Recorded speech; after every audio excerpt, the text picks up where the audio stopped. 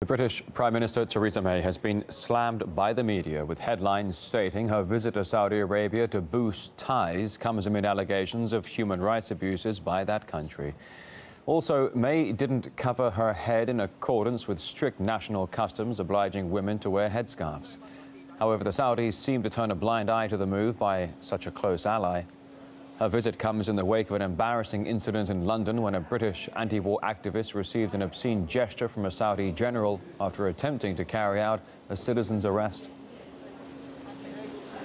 Sir, I'm placing you under citizen's arrest. I'm placing... You're assaulting me. You're interrupting a citizen's arrest. I'm placing you under citizen's arrest for war crimes in the Yemen. You're assaulting me, sir. You're assaulting me. Sir, you have assaulted me. Yeah, we spoke to the activist Sam Walton, who told us the general should be arrested for alleged war crimes in Yemen. Meanwhile, Foreign Secretary Boris Johnson expressed his regret for the action against the general. Walton gave us his reaction to the latest developments. It's pathetic, really, Boris Johnson grovelling to the Saudis.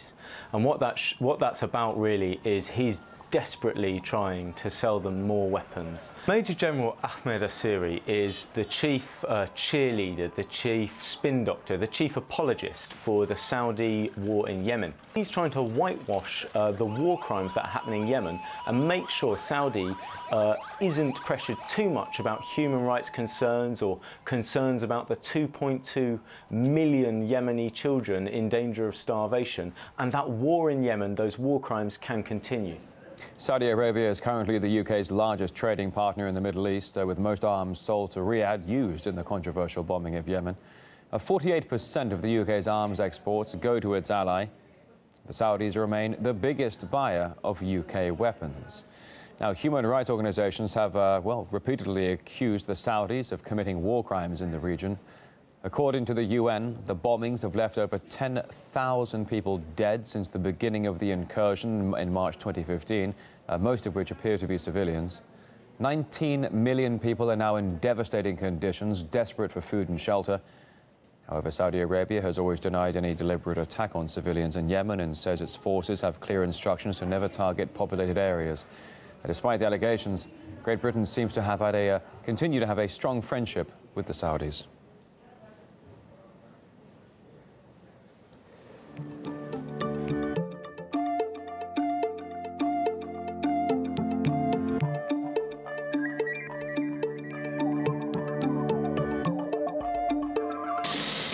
A relationship with Saudi Arabia, and it's because we receive from them important intelligence and security information that keep us safe. To emphasise the friendship that exists between the UK and Saudi Arabia, and of course, that is something that is developing and expanding. What matters is the strength of our relationship with Saudi Arabia on issues like dealing with terrorism, on counter-terrorism issues.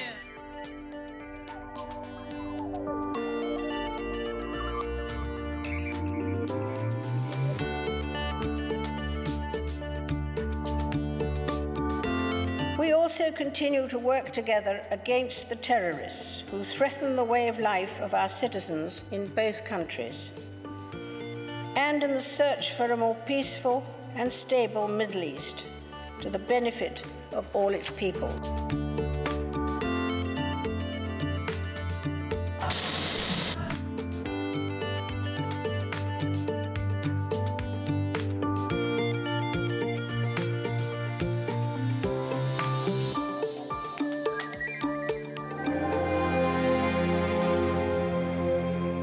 The government line for ages has been, for years, decades even, has been, we're trade partners with these states with horrific human rights abuses. It shows just the lengths that the UK political establishment will go to sell arms. They'll forget about human rights, they'll forget about rule of law in the UK, and they'll prostitute themselves in order to make those sales. Saudi has showed a systematic contempt for the lives of Yemeni people.